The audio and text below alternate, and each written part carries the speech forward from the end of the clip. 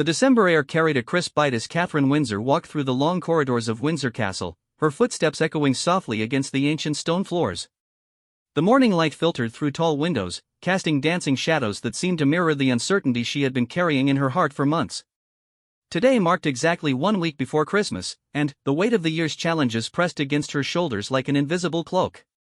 She paused before a portrait of Queen Elizabeth II, studying the familiar face that had guided the monarchy through decades of change.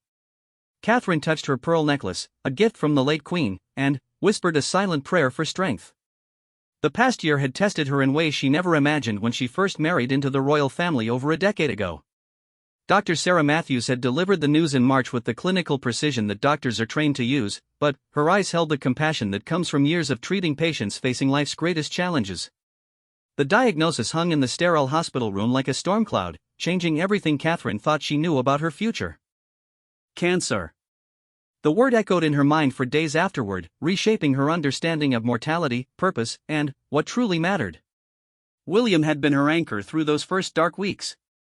She watched him struggle to balance his own fears with the need to be strong for their children and for her. George, Charlotte, and Louis had sensed the change in their household's rhythm, asking questions with the innocent directness that only children possess. Catherine and William had sat them down in the family drawing room at Anmerhall, choosing their words carefully to explain that Mama was sick but that she was going to fight very hard to get better. The treatment had begun in April, a journey that transformed her understanding of courage. Chemotherapy sessions became her new reality, each one a small battle in a larger war. She discovered strength in unexpected places, in the quiet encouragement of nurses, in letters from strangers who shared their own survival stories, in the way ordinary moments with her family suddenly became precious beyond measure. King Charles had surprised her with his response to her diagnosis. Their relationship had evolved over the years from the formal daughter-in-law dynamic to something deeper, more genuine. When she told him about her condition during a private lunch at Clarence House, she watched his face transform. The careful royal composure cracked, revealing a father-in-law who genuinely cared about her well-being beyond her role in the monarchy. "Catherine," he had said, setting down his teacup with uncharacteristic abandon, "you must know that we will support you through this in every way possible. Your health, your family's needs, these come before any royal duties." Those words had meant more to her than any formal declaration. In a world where duty often overshadowed personal needs, Charles was giving her permission to be human first, royal second. It was a gift she hadn't expected but desperately needed. The months that followed became a masterclass in finding grace under pressure. Catherine learned to pace herself, choosing carefully which engagements to attend and which to delegate or postpone. The British public, once informed of her diagnosis through a carefully crafted video message in March, responded with an outpouring of support that overwhelmed her with its sincerity. She remembered filming that announcement, sitting on a bench in the gardens of Windsor Castle. The words had been written and rewritten, each phrase chosen to convey honesty without causing alarm, strength without dismissing the seriousness of her situation. William had stood just out of camera range, his presence a silent source of comfort as she shared the most personal information of her life with millions of strangers. "I am well and getting stronger every day," she had said, looking directly into the camera lens. The truth was more complex. Some days she felt strong, others she could barely manage the basic tasks of daily life. But she was learning that strength wasn't about feeling powerful all the time, it was about continuing forward even when you felt weak. The children had been remarkable throughout her treatment. George, now old enough to understand more of the situation's gravity, had taken on a protective role that both touched and concerned her. She would catch him watching her with eyes too serious for his age, checking if she was tired or needed anything. Charlotte had become even more affectionate, offering spontaneous hugs and drawings that depicted their family surrounded by hearts and rainbows. Louis, still young enough to live primarily in the present moment, provided unexpected comic relief with his endless energy and innocent observations. One afternoon in July, as Catherine rested on the sofa during a particularly difficult week of treatment, Louis had climbed up beside her and announced that he was going to fix Mama by giving her his favorite stuffed animal. The gesture was so purely loving that Catherine had cried, not from sadness, but from overwhelming gratitude for the precious life she was fighting to preserve. Summer at Balmoral had provided a respite from the intensity of London life. The Scottish countryside offered space to breathe, to focus on family time without the constant awareness of public scrutiny. Catherine found herself appreciating simple pleasures with new intensity: morning walks with William, picnics with the children, quiet evenings reading by the fire while rain drummed against the castle windows. It was during those peaceful weeks that she began to understand how her experience was changing her perspective on her royal role. The formal events and ceremonial duties that once seemed paramount now felt secondary to deeper questions about how the monarchy could genuinely serve people facing real hardships. She started conversations with Charles about expanding their charitable work related to cancer research and patient support. "Your experience gives you a credibility that few of us possess," Charles had told her during one of their evening walks around the Balmoral grounds. "People will listen to you differently now because you've walked a path many of them have traveled or fear they might travel." By September, her treatment was showing positive results. The oncology team spoke in cautiously optimistic terms about her progress, using phrases like responding well and encouraging signs. Catherine learned to treasure these small victories while remaining realistic about the journey ahead. Recovery, she discovered, was not a destination but an ongoing process of healing, vigilance, and gratitude. The autumn brought a gradual return to public engagements, each one carefully chosen to align with her energy levels and treatment schedule. Her first major appearance since beginning treatment was at the Trooping the Colours ceremony in June, a decision she made partly for herself and partly to reassure the public about her condition. Standing on the Buckingham Palace balcony, surrounded by her family, she felt the warmth of thousands of well-wishers and understood viscerally the responsibility that came with her position. October brought the welcome news that her treatment was nearing completion. The final chemotherapy session arrived with a mixture of relief and anxiety. Relief at reaching this milestone, anxiety about what came next. The medical team would continue monitoring her closely, but the active battle phase was ending. Catherine marked the occasion privately, sharing a quiet dinner with William and allowing herself to imagine a future where cancer was part of her past rather than her present. As November arrived, Catherine found herself reflecting on how the experience had changed not just her perspective but her relationship with the institution she served. The monarchy had shown its capacity for compassion and adaptation, supporting her through a deeply personal crisis while maintaining its public responsibilities. She felt a renewed sense of purpose about her role, understanding now that authentic service meant bringing her whole self, including her struggles and vulnerabilities, to the work. The preparation for Christmas had taken on special significance this year. Each tradition, from selecting the tree to planning family gatherings, carried extra weight.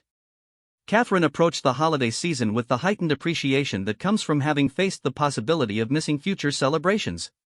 She wanted to create memories that would sustain her family through whatever challenges lay ahead. King Charles had mentioned in passing that this year's Christmas address would be particularly meaningful to him. As she walked through Windsor Castle this December morning, Catherine wondered what message he would choose to share with the nation. The past year had tested the royal family in various ways: her illness, ongoing public scrutiny, the constant balancing act between tradition and modernity. She made her way to the morning room where breakfast awaited. William was already there, reviewing his schedule while drinking coffee and reading various briefing papers. He looked up as she entered, his face automatically brightening in the way that still made her heart skip after all these years together. "How are you feeling this morning?" he asked, the question carrying layers of meaning that went far beyond simple politeness. Throughout her treatment, this had become their daily ritual, a check-in that acknowledged the ongoing nature of her recovery while avoiding making her illness the central focus of every conversation. "Strong," she answered, and, for the first time in months, the word felt completely honest rather than aspirational. "I was thinking about the Christmas broadcast. Your father seems quite focused on it this year." William nodded, setting aside his papers. "He's been working on it for weeks. Usually, he has the basic framework sorted much earlier, but this year he keeps revising, adding elements. I think he wants to acknowledge everything that's happened, not just with us, but with the country, with people who've faced their own challenges." Catherine poured herself tea, considering this. Royal Christmas messages walked a delicate line between personal reflection and public inspiration, between acknowledging difficulties and offering hope. She imagined Charles wrestling with how to address the year's events while maintaining the careful balance that royal communications required. "I hope people understand that we're not so different from them," she said quietly. "That we face fears and uncertainties too. This year has taught me that shared humanity matters more than the distance that royal protocol sometimes creates." William reached across the table to squeeze her hand. "I think that's exactly what Papa hopes to convey. That we're all trying to do our best with the circumstances we're given, whether those circumstances involve public duties or private battles." The morning stretched ahead with its planned activities: a visit to a local hospice that had become particularly meaningful to Catherine since her diagnosis, lunch with Charles and Camilla to review holiday arrangements, and an evening family dinner where they would finalize plans for Christmas Eve and Christmas Day celebrations. As Catherine prepared for the day ahead, she reflected on how profoundly her understanding of strength had evolved. 12 months ago, she had equated strength with grace under pressure, with maintaining composure regardless of circumstances. Now she understood that true strength sometimes meant admitting vulnerability, asking for help, and allowing others to see your struggles. The car journey to the hospice provided quiet time to center herself for the visit ahead. These encounters with patients and families facing end-of-life circumstances had become both challenging and essential for her. They reminded her why her own fight mattered while providing perspective on what courage really looked like. The hospice staff greeted her with the genuine warmth that came from knowing she understood their world differently now. Sarah, the head nurse, had become a friend during Catherine's treatment, offering practical advice and emotional support that went far beyond professional obligation. "You're looking well," Sarah said as they walked through the facility's corridors. "There's a lightness about you that wasn't there a few months ago." Catherine smiled, recognizing the truth in this observation. The physical improvements from completing treatment were obvious, but the emotional shift was perhaps more significant. She had learned to carry hope alongside uncertainty, to find joy even in the midst of ongoing medical monitoring and the awareness that her life had been forever changed. The patients she met that day ranged in age from teenagers to elderly adults, each facing their own version of the journey she knew intimately. Their stories reminded her that courage came in countless forms: the young mother determined to create memories for her small children, the grandfather using his remaining time to repair family relationships, the teenager finding ways to laugh despite overwhelming circumstances. By early afternoon, Catherine returned to Windsor Castle feeling emotionally full from the hospice visit. These encounters always left her with a complex mixture of sadness for what people endured and gratitude for the privilege of witnessing such profound bravery. She understood now why charitable work often became more meaningful for royals who had faced personal challenges. Shared experience created authentic connection that no amount of training could manufacture. Charles and Camilla arrived for lunch with arms full of Christmas presents and faces bright with the excitement that the holiday season brought out in them. Charles had always approached Christmas with childlike enthusiasm, a trait that had surprised Catherine when she first joined the family. Behind the formal public persona was someone who genuinely delighted in family gatherings, gift-giving, and the traditions that connected past and present. "Catherine, you look radiant," Camilla said, embracing her with the affection that had grown between them over the years. "I can see why Charles keeps saying this will be our most meaningful Christmas yet." Over lunch, Charles shared some of his thinking about the upcoming broadcast without revealing specific content. "I want people to understand that this year has reminded us all of what truly matters," he said. "Not just in our family, but throughout the country. I've received thousands of letters from people sharing their own stories of challenge and resilience. Their experiences have shaped how I want to approach this message." Catherine felt a flutter of curiosity about how her own experience might factor into his address. Royal Christmas broadcasts rarely referenced specific family circumstances, but this year felt different. The public's response to her diagnosis had created an unusual level of personal connection between the royal family and the people they served. As evening approached, the family gathered for dinner in the smaller dining room that was reserved for intimate occasions. George, Charlotte, and Louis brought their characteristic energy to the meal, sharing stories from school and debating the merits of various Christmas traditions. The normalcy of these moments felt precious to Catherine, who had learned not to take family dinners for granted. Later, after the children had been settled for the night, Catherine and William joined Charles in his study. The room was warm with lamplight and filled with books, family photographs, and the various papers that comprised his Christmas broadcast preparation. She could see multiple drafts scattered across his desk, evidence of the careful thought he was putting into this year's message. "I wanted to talk with both of you about something," Charles said, settling into his favorite chair. "This year's broadcast will acknowledge the challenges our family has faced, particularly Catherine's journey. I want to ensure that I handle this in a way that respects your privacy while also recognizing how your courage has inspired people across the Commonwealth." Catherine felt a mix of honor and nervousness at this revelation. She had wondered how the monarchy would address her illness in official contexts, understanding that anything the king said would be analyzed and remembered for years to come. "What did you have in mind?" William asked, his voice carrying the protective tone that had become familiar during Catherine's treatment. Charles leaned forward, his expression serious but kind. I want to speak about the strength that comes from facing uncertainty together, about how families support each other through difficult times, and about the extraordinary ordinary people who show us what courage looks like. Catherine's experience has taught us all something about grace under pressure, but, more than that, it's reminded us that vulnerability and strength can coexist. Catherine felt tears welling up at the thoughtfulness of his approach. Throughout her treatment, she had worried about how her illness might affect the monarchy's image, whether her vulnerability would be seen as weakness in an institution that prized stability and strength. Charles was reframing her experience as something that enhanced rather than diminished her contribution to royal service. The conversation continued late into the evening, with Charles sharing his broader vision for the broadcast and asking for their input on various elements. By the time they said goodnight, Catherine felt a deep sense of gratitude for the family she had married into and the way they had rallied around her during the most challenging year of her life.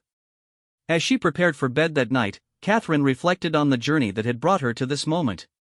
12 months ago, she had been living in the comfortable certainty that came from good health and predictable routines.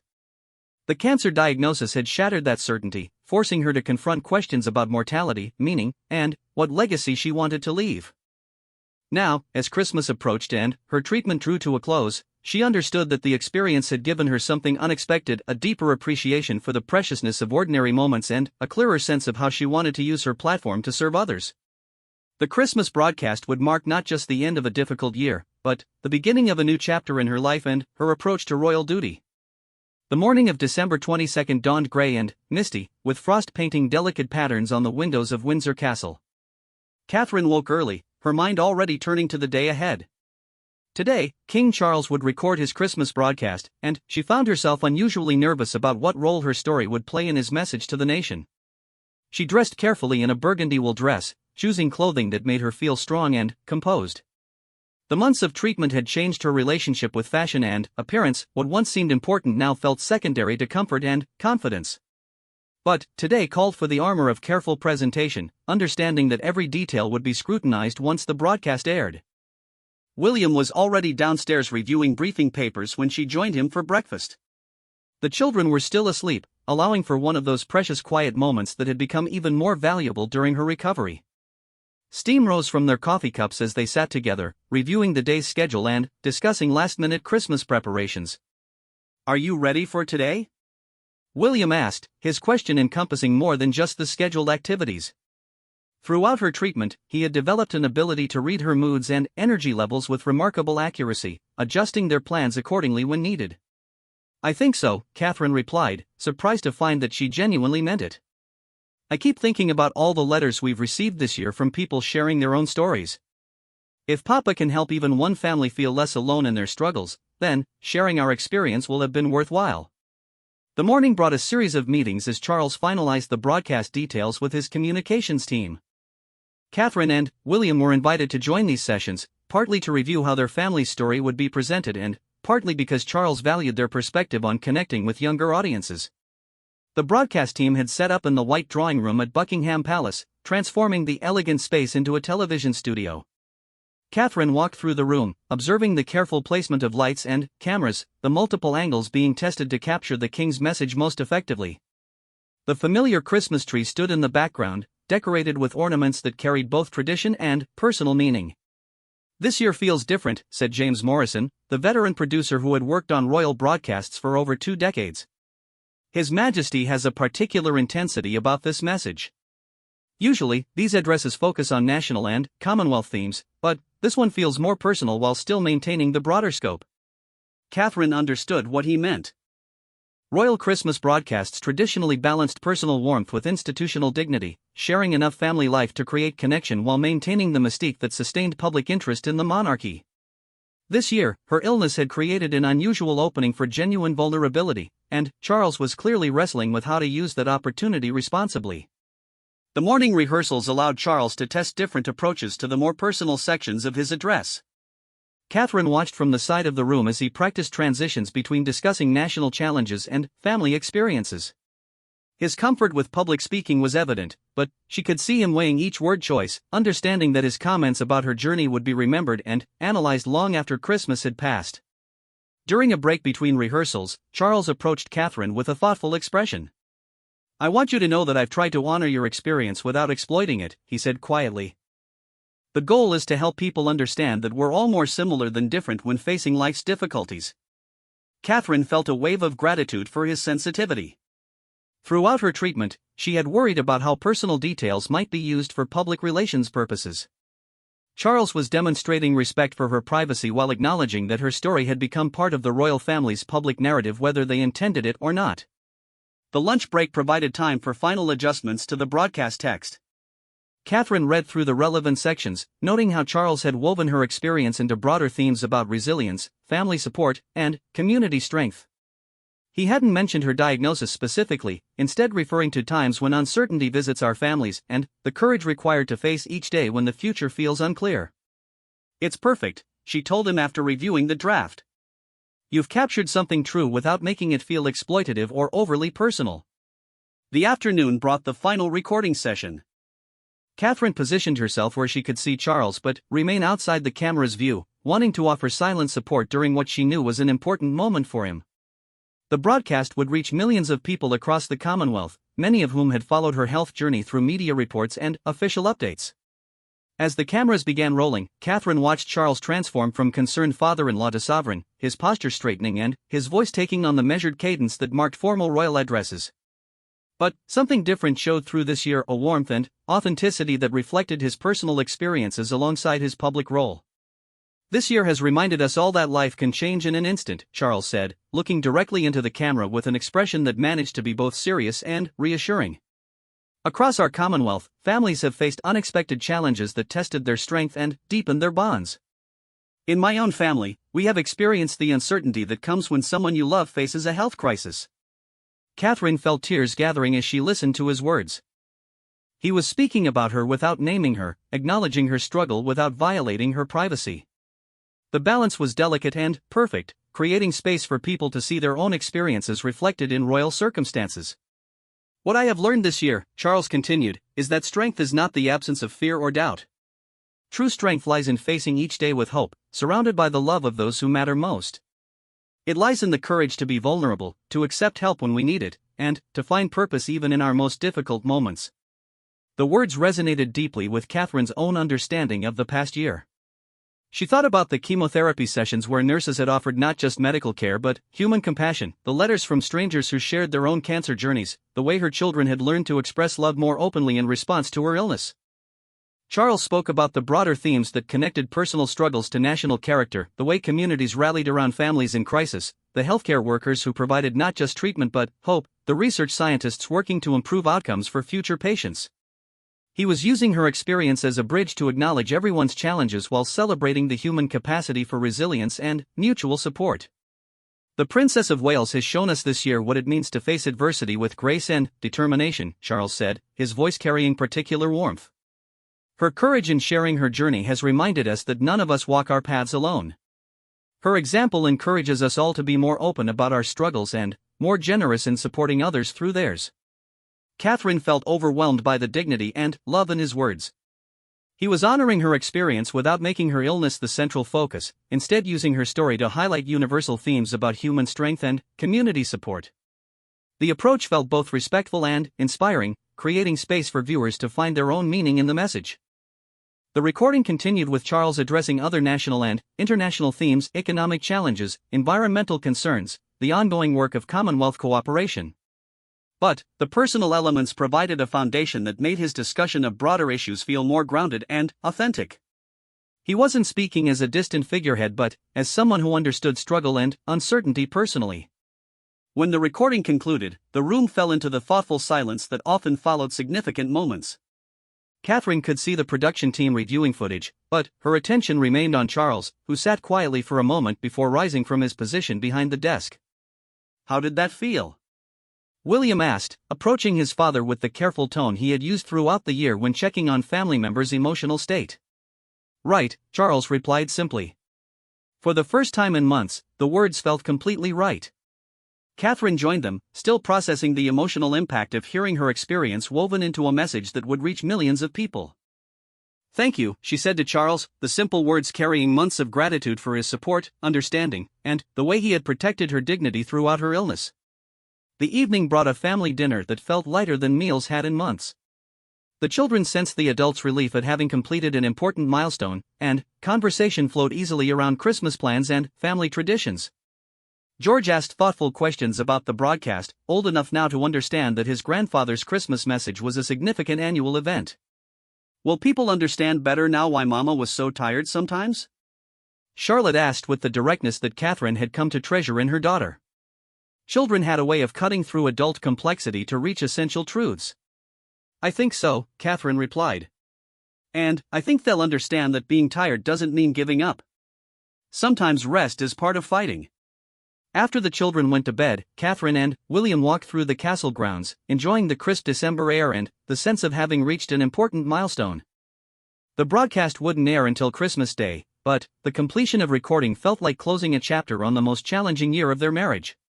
"He did something remarkable today," William said as they paused by a fountain that had been decorated with Christmas lights. "He managed to honor your experience while making it universal. People will see themselves in his words rather than just observing our circumstances from the outside." Catherine nodded, understanding exactly what William meant. Royal broadcasts could sometimes create distance between the monarchy and the public, emphasizing difference rather than connection. Charles had used her illness to demonstrate shared humanity rather than special circumstances, showing that royal families faced the same fears and uncertainties as everyone else. The following days passed in a whirlwind of final Christmas preparations. Catherine found herself moving through familiar traditions with heightened appreciation, wrapping presents for family and staff, reviewing menus for Christmas Day lunch, participating in the Christmas Eve service at St. George's Chapel. Each activity carried extra significance, knowing that 12 months earlier, she had taken her participation for granted. Christmas Eve morning brought the traditional exchange of gifts among the adults, a German tradition that Charles had maintained from his childhood. Catherine received a beautiful jewelry box from Camilla, a first-edition book of poetry from Charles, and a photo album from William documenting the past year with careful attention to positive moments rather than difficult ones. Her gift to Charles was a watercolor painting she had commissioned showing the view from his study window at Highgrove, a place where they had shared many important conversations during her treatment. The artist had captured the garden in full bloom, representing hope and renewal, themes that had sustained Catherine through chemotherapy. "This is extraordinary," Charles said, examining the painting with obvious pleasure. "You've captured not just the view but the feeling of that space." "Thank you, Catherine." The Christmas Eve service provided a moment of quiet reflection before the busy day ahead. Sitting in the chapel where she and William had been married, Catherine felt grateful for the journey that had brought her to this point. The past year had tested her faith, her strength, and her understanding of her own identity, but it had also revealed resources she hadn't known she possessed. Christmas Day dawned clear and bright, with weak winter sunlight streaming through the windows of Windsor Castle. Catherine woke feeling energetic and optimistic, ready to enjoy the day with her family. The children burst into their parents' bedroom early, excited to share Christmas morning and eager to begin the day's celebrations. The royal Christmas breakfast was always an elaborate affair, with multiple courses and careful attention to both tradition and personal preferences. This year, Catherine found herself savoring not just the food but the conversations, the laughter, and the sense of being present for another Christmas with her family. At exactly 3 p.m., the family gathered in the drawing room to watch Charles's Christmas broadcast. This was always a formal moment, with everyone understanding that they were witnessing not just a family member but the sovereign addressing the nation. Catherine felt nervous as the program began, still processing how it would feel to hear her story shared with millions of viewers. The broadcast opened with traditional shots of Buckingham Palace and the Christmas tree, then transitioned to Charles speaking directly to the camera. Catherine noticed immediately how relaxed he appeared, how naturally he moved between personal and public themes. The preparation and rehearsal had paid off, resulting in a message that felt both spontaneous and carefully crafted. When Charles reached the section about her illness, Catherine held her breath. Hearing her experience described in his measured tones, woven into broader themes about national resilience and community support, felt surreal but deeply moving. He had kept his promise to honor her journey without exploiting it, creating space for viewers to find their own meaning in his words.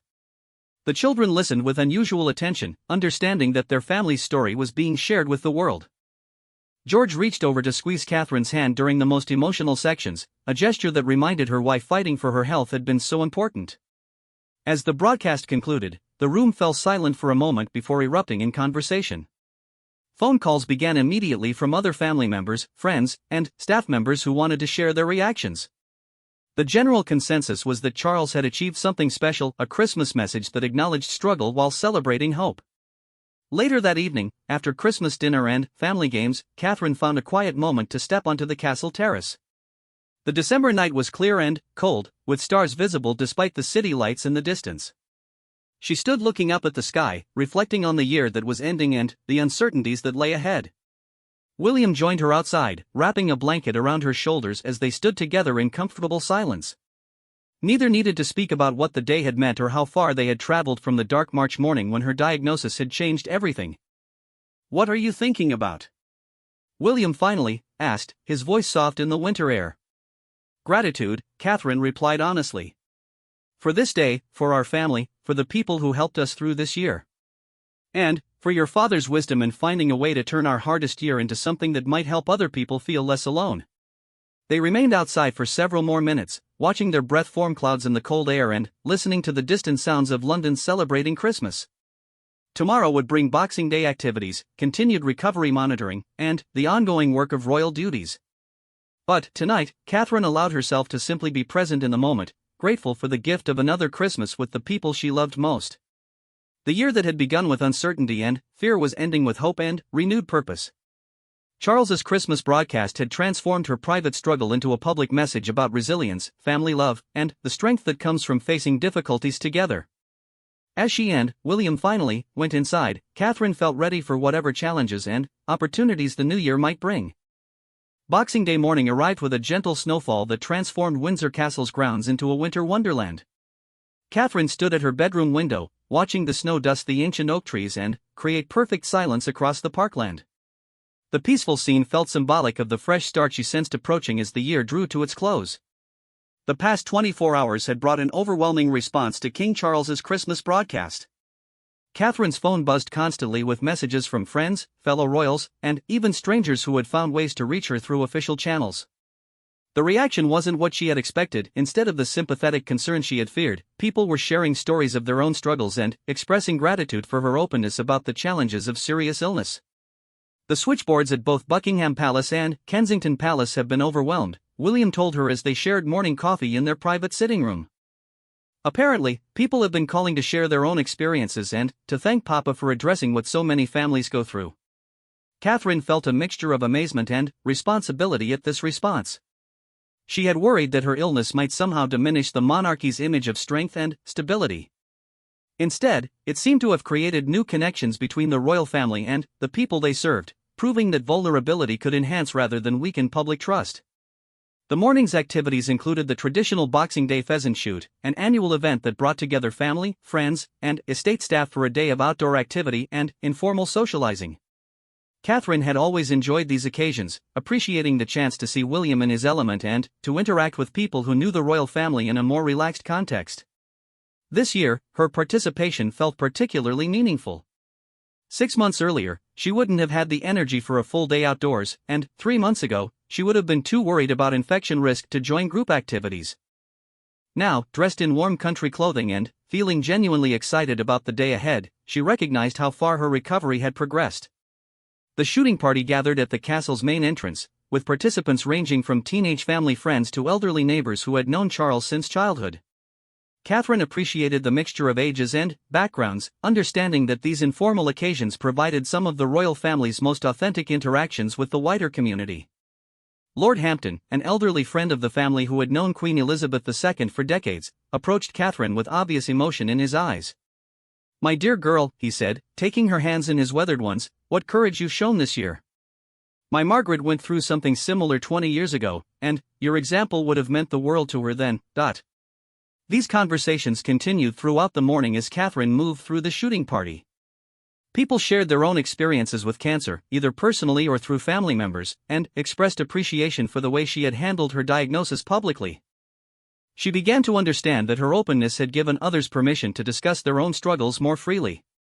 The actual shooting provided a welcome break from emotional conversations, allowing Catherine to focus on the physical challenge and camaraderie of the sport. She had learned to shoot during her early years in the royal family and had discovered an aptitude that surprised her. Today, the activity felt particularly satisfying as a demonstration of strength and coordination that cancer treatment hadn't diminished. "You haven't lost your touch," said James, one of the estate's head gamekeepers, as Catherine successfully brought down a high-flying bird with a difficult shot. "In fact, you seem more focused than ever." Catherine smiled at the observation, recognizing some truth in it. The cancer experience had taught her to be more present in each moment, to focus completely on whatever she was doing rather than letting her mind wander to worries or distractions.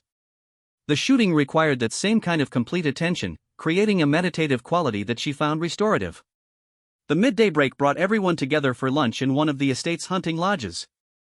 The informal atmosphere allowed for the kind of relaxed conversation that Catherine had missed during her treatment. She found herself laughing genuinely for the first time in months, engaging in the kind of playful banter that had always characterized her friendship with this extended community. During lunch, Charles pulled Catherine aside for a private conversation. They walked to a window overlooking the snow-covered grounds, creating a moment of privacy within the larger gathering. "I wanted you to know that the response to yesterday's broadcast has been extraordinary," he said quietly.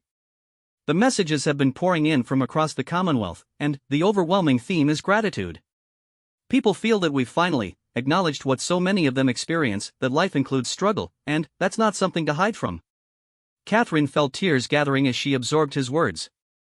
"I was so worried that my illness might somehow damage the monarchy's reputation for stability and strength." "My dear Catherine," Charles replied, his voice carrying deep affection, "you've shown us a different kind of strength.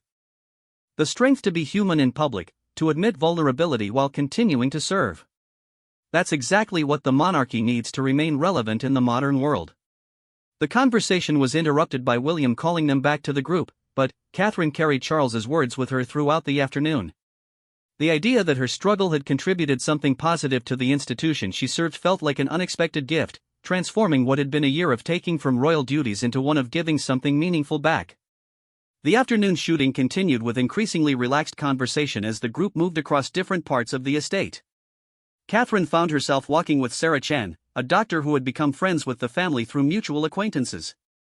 Sarah had been one of the first people outside the immediate family to learn about Catherine's diagnosis, and their friendship had deepened throughout the treatment period. "You know what's remarkable about yesterday's broadcast?" Sarah said as they paused to rest between drives. "Charles managed to normalize the cancer experience without minimizing it. He showed that families can face serious illness while still functioning, still finding joy, still contributing to their communities." Catherine nodded, understanding exactly what Sarah meant. One of the most challenging aspects of her diagnosis had been the way it seemed to overshadow everything else in her life. People meant well, but their constant focus on her illness sometimes made her feel like she had become her diagnosis rather than remaining a whole person who happened to be dealing with cancer. "I think that's what I wanted most," Catherine replied. "For people to understand that having cancer doesn't mean your life stops. You can still be a mother, a wife, a working person. You just have to do those things differently for a while." The day's final drive took place as afternoon shadows lengthened across the snowy landscape. Catherine felt energized rather than tired, recognizing that her stamina had returned to near normal levels. The physical activity combined with emotional connections throughout the day had created exactly the kind of experience she had hoped for when imagining her return to regular activities. As the group gathered for the traditional end-of-day drink, Catherine reflected on how different this Boxing Day felt from the one a year earlier. Then, she had been healthy but somehow less present, taking her energy and future for granted in ways that now seemed almost careless. Today, she appreciated every moment of physical capability, every laugh shared with friends, every sign that life was returning to its natural rhythm. The evening brought a quiet family dinner with just William, the children, Charles, and Camilla. The intimate setting provided space for more personal reflection on the Christmas broadcast and its reception. Charles shared some of the specific messages that had particularly moved him, including letters from healthcare workers, cancer patients, and families who had found hope in the royal family's openness about struggle. "There was one letter from a woman in Canada whose daughter is undergoing treatment similar to yours," Charles told Catherine. "She said that seeing you continue with royal duties while managing your health gave her daughter permission to keep pursuing her graduate studies during chemotherapy. That's the kind of impact I hoped we might achieve." Catherine felt overwhelmed by the responsibility and privilege these stories represented. Her experience was becoming part of other people's healing journeys, creating connections she never could have imagined when she first received her diagnosis. The awareness was both humbling and inspiring, adding new dimensions to her understanding of royal service. The children, tired from their own Boxing Day activities but still excited by the holiday atmosphere, shared stories from their day with infectious enthusiasm. George had helped with some of the estate work, learning about land management and conservation. Charlotte had spent time in the kitchens, working alongside the staff to prepare meals for the shooting party. Louis had simply enjoyed the freedom to run around the castle grounds, collecting interesting stones and making snow angels. Watching her children navigate their royal heritage with such natural ease gave Catherine deep satisfaction. They were learning that privilege came with responsibility, that their advantages meant opportunities to serve others. The cancer experience had reinforced these lessons, showing them that everyone faced challenges regardless of their circumstances. After the children went to bed, the adults settled in the drawing room with brandy and coffee, continuing conversations about the year's experiences and hopes for what lay ahead. Catherine found herself articulating thoughts that had been forming throughout her treatment but hadn't yet found words. "I think I understand my role differently now," she said, curling up in her favorite chair near the fireplace. "Before, I focused on doing royal duties correctly, on representing the family appropriately. Now I feel like the goal is to use whatever platform I have to help people feel less alone with their struggles." William reached over to take her hand, understanding immediately what she meant. "You've always been good at connecting with people, but now it comes from a different place. Shared experience rather than practiced empathy." Charles nodded thoughtfully. "That's exactly what I was trying to capture in the broadcast. The monarchy serves best when it reflects the real experiences of the people we represent. Your journey this year has given us all a deeper understanding of what that means." The conversation continued late into the evening, touching on plans for the coming year and how Catherine's experience might influence future royal engagements. They discussed expanded work with cancer research organizations, increased support for caregivers, and new initiatives focused on the emotional and practical needs of families facing serious illness. "There's something we should consider," Camilla said thoughtfully. "Catherine's experience has created an opening for more honest discussion about health challenges across all age groups. We might think about how to address other conditions that people struggle with: mental health, chronic illness, disabilities. The principle you've established could apply more broadly." Catherine appreciated the insight, recognizing that her cancer journey was part of larger questions about how public figures could address health issues responsibly. The royal family had often maintained silence about personal medical matters, but changing social attitudes and her own experience suggested that selective openness might serve everyone better. As December 27th dawned, Catherine woke with a sense of completion that had been missing for months. The Christmas broadcast was aired and well received, her treatment was successfully completed, and her family had navigated the crisis with their relationship stronger rather than strained. The year that had begun with such uncertainty was ending with unexpected gifts of wisdom, connection, and purpose. The morning brought a private medical appointment, her first follow-up since completing treatment. Dr. Matthews greeted her with the warm professionalism that had characterized their relationship throughout the difficult months, but Catherine could see genuine pleasure in her expression as she reviewed test results and examined her patient. "Everything looks excellent," Dr. Matthews said after completing her assessment. "Your recovery has proceeded exactly as we hoped. You should feel confident about returning to full activities, while maintaining the monitoring schedule we discussed." Catherine felt a wave of relief so intense that tears sprang to her eyes. Throughout her treatment, she had maintained optimism publicly while privately harboring fears about recurrence, long-term effects, and whether her body would fully recover from the aggressive chemotherapy protocol. Hearing professional confirmation that she was truly healing felt like receiving the most precious Christmas gift imaginable. The drive back to Windsor provided quiet time to process the doctor's words and plan for the year ahead. Catherine realized that she was ready to increase her royal engagements significantly, but with a different approach than before her illness. She wanted to focus more deliberately on causes that addressed real human needs, particularly those related to health, caregiving, and family support. The afternoon brought visits from friends who lived too far away to join the Boxing Day festivities but wanted to see Catherine during the holiday period. These conversations reinforced themes she had been hearing since the Christmas broadcast: appreciation for her honesty about struggle, relief that the royal family acknowledged ordinary human experiences, and requests for continued openness about challenges that everyone faced. Lady Morrison, an old friend from Catherine's pre-royal life, captured something important during their conversation over afternoon tea. "What you've done this year goes beyond just talking about cancer," she said. You've shown that it's possible to face terrible uncertainty while still being present for the people who depend on you.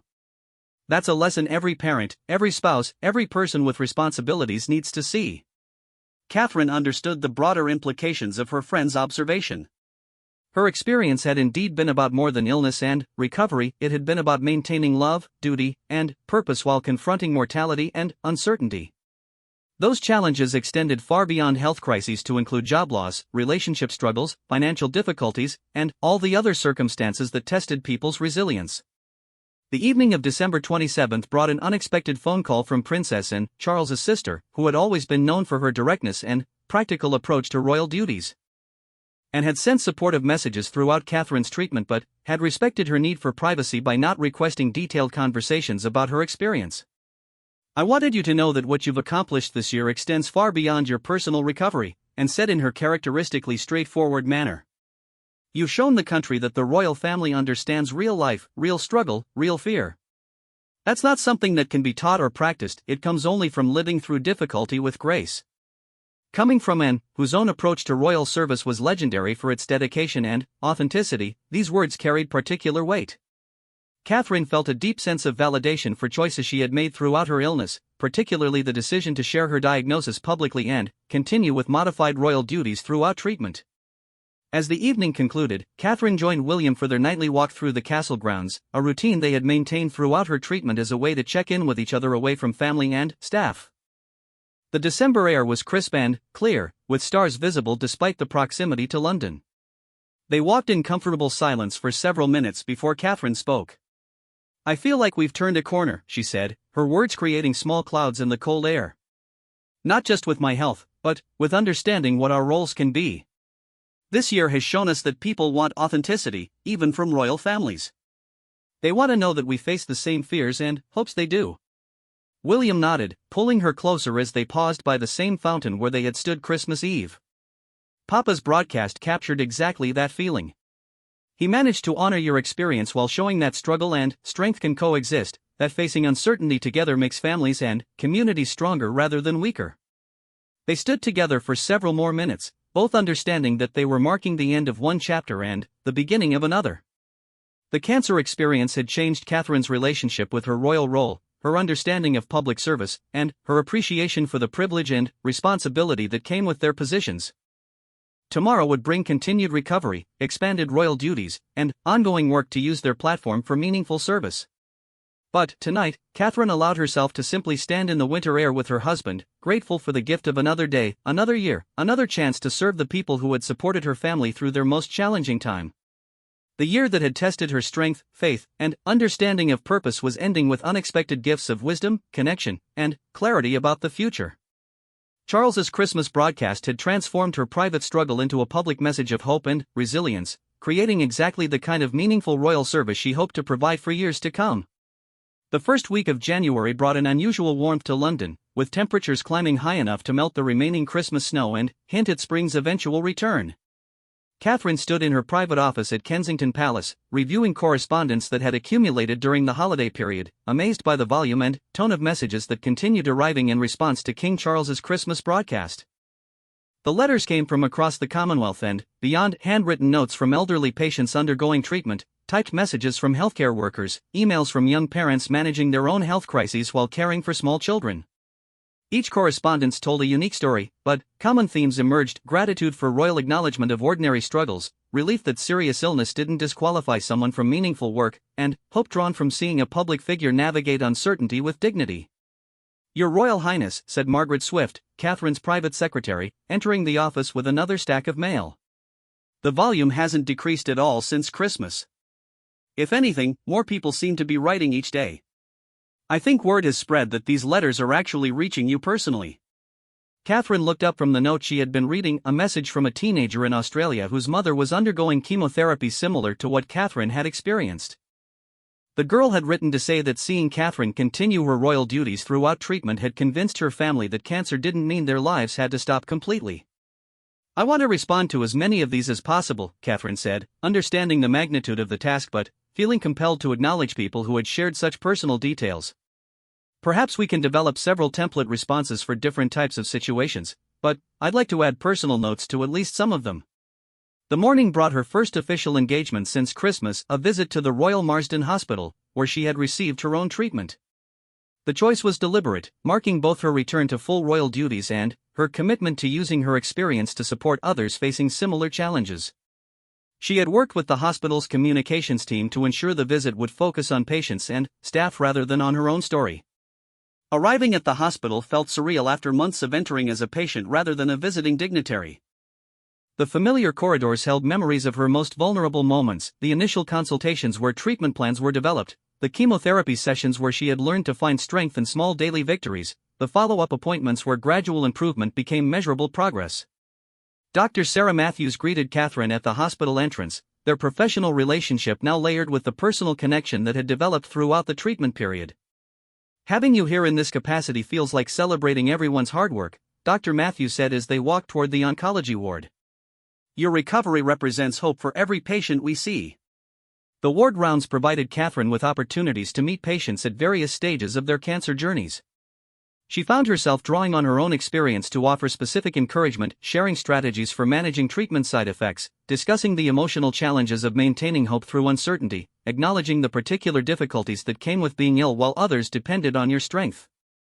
In the children's oncology unit, Catherine met Emma, a 12-year-old girl whose bright spirit reminded her of Charlotte's resilience in facing challenges. Emma had followed Catherine's story throughout the year and had questions that revealed both childhood directness and mature understanding of serious illness. "Did you ever get scared that you might not get better?" Emma asked, her question carrying the weight of her own fears about her treatment outcome. Catherine sat down beside Emma's bed, considering how to answer honestly while maintaining appropriate hope. "Yes, I did get scared sometimes," she said carefully. "But I learned that being scared doesn't mean giving up. It means your feelings are normal and healthy. The important thing is to keep fighting even when you feel afraid." The conversation continued for several minutes, with Emma sharing her own strategies for staying positive during difficult days. Catherine was struck by the girl's wisdom and resilience, recognizing qualities that her own experience had taught her to appreciate more deeply. The visit concluded with a meeting with hospital staff who had cared for Catherine during her treatment. Being in the familiar consultation room where she had received both devastating news and encouraging updates brought back the full emotional range of her cancer journey. But now, instead of being the patient receiving care, she was there to thank the people who had guided her through the most challenging year of her life. "What you've done by continuing your royal duties throughout treatment has meant more than you probably realize," said Nurse Jennifer Walsh, who had administered many of Catherine's chemotherapy sessions. "Patients ask about you regularly, drawing strength from knowing that someone in the public eye is going through similar experiences. It's made their own journeys feel less isolating." Catherine felt deeply moved by this feedback, understanding that her decision to maintain public engagements during treatment had indeed served a purpose beyond her own sense of duty. The choice had been difficult, requiring careful balance between health needs and royal responsibilities, but the impact extended far beyond what she had imagined. The afternoon brought a private lunch with Charles at Clarence House, an opportunity to discuss how Catherine's return to full royal duties might incorporate lessons learned from her cancer experience. They sat in Charles's favorite sitting room, surrounded by family photographs and personal mementos that reflected decades of royal service and family life. "The response to the Christmas broadcast continues to grow," Charles told her, sharing statistics about website visits, social media engagement, and requests for information about cancer support services. "But, more importantly, the tone of public discussion about the monarchy has shifted. People seem to view us as more accessible, more human." Catherine understood the significance of this change. Royal families had traditionally maintained distance from personal struggles, believing that public confidence required an image of untouchable strength. Her experience suggested that the opposite might be true, that acknowledging vulnerability could actually strengthen public trust and connection.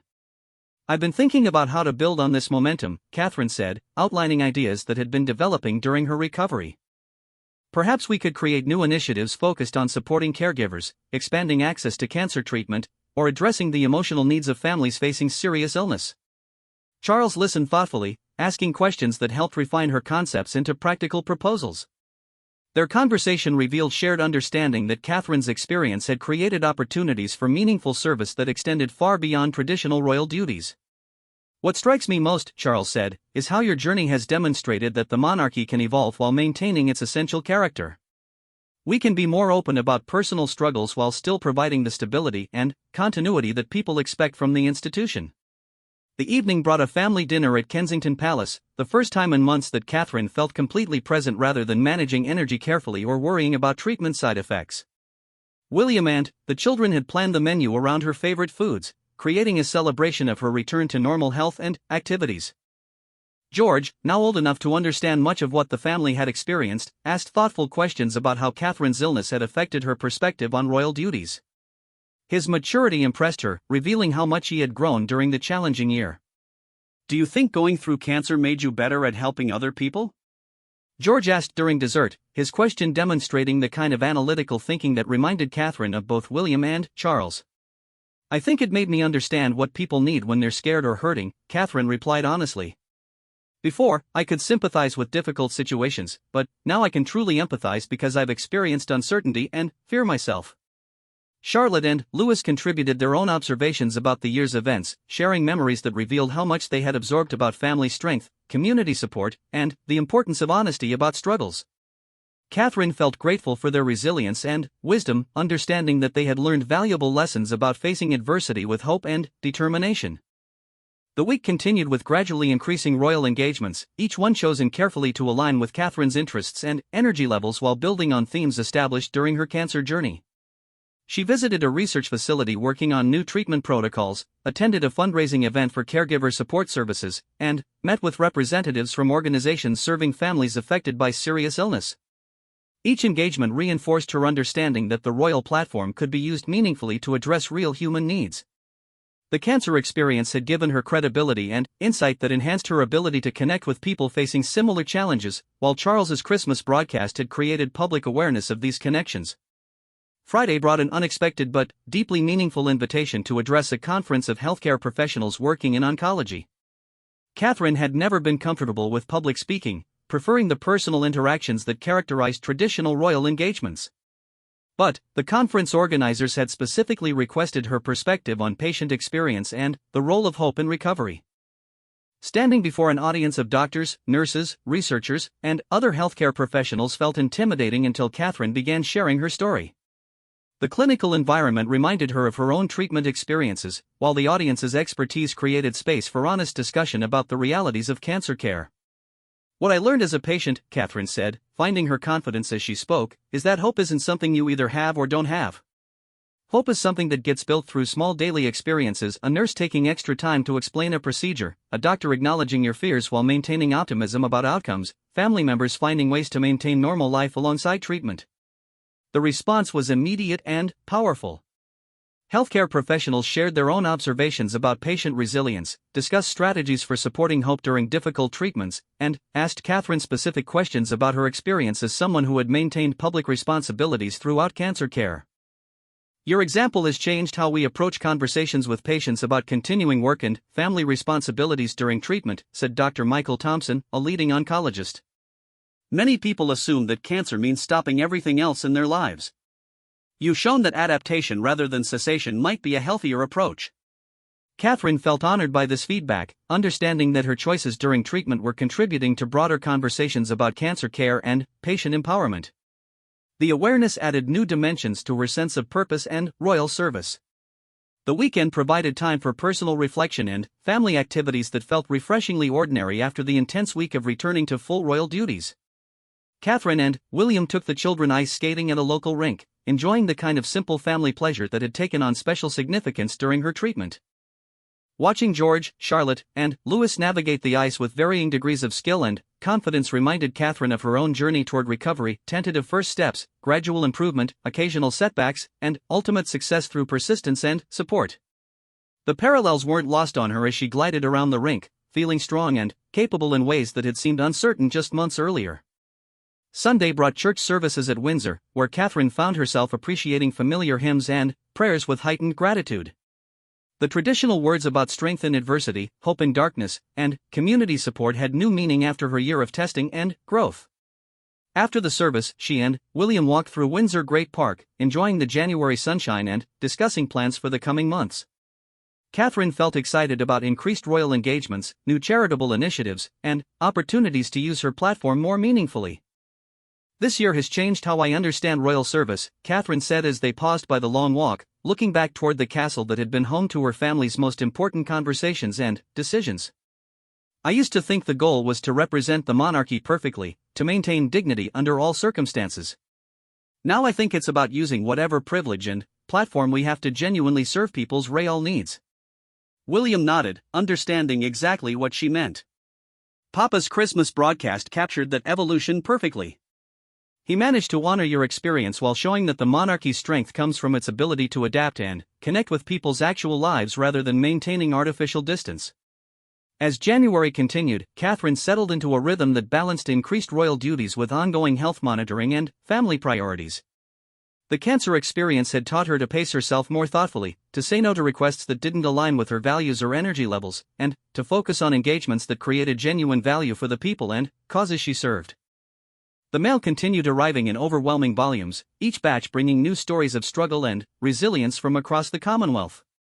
Catherine established a system for responding personally to as many letters as possible, understanding that acknowledgement from someone who had shared similar experiences could provide meaningful encouragement to people facing their own health crises. One letter particularly moved her, a message from Janet Robertson, a teacher in Scotland whose breast cancer diagnosis had coincided with Catherine's announcement. Janet wrote about drawing strength from seeing Catherine continue her royal duties throughout treatment, using that example to maintain her own teaching schedule during chemotherapy. Your example gave me permission to keep working in ways that felt meaningful to me, Janet had written. Instead of feeling like cancer meant I had to stop everything, I learned to adapt my responsibilities while continuing the parts of my life that brought me joy and purpose.